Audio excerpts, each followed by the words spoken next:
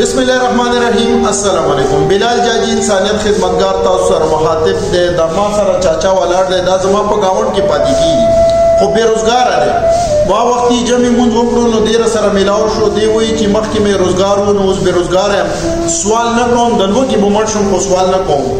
نو ما وایي چې یاره پرندې پتا دی چې سوال نه کوي ان شاء الله تعالی به روزګار زه ګورم. د ویډیو مقصد مې څه چې په خپل چند گاوند کې دا رقم ته خلک چې ګوره چې بیروزګار یې په ده چې د پسې واړه ماشومان دي. نن سبا حالات څومره سخت دي. 1 روپۍ څوک چاله په قرض نه ورکوي. نو ما انشاءالله دا اراده کړې چې الله رضا دپاره به دا زه انشاءالله په روزګار لګوم. د دې عمر تقاضا یې داسې دی چې دا نه شاګردي کولی شي او نه اوس کار یادولی شي. نو انشاءالله زه به دته داسې کار حواله کوم چې دته به د ورځې خپله دیاړي ورکوي. سهار به ځي ماښام به کور له راځي.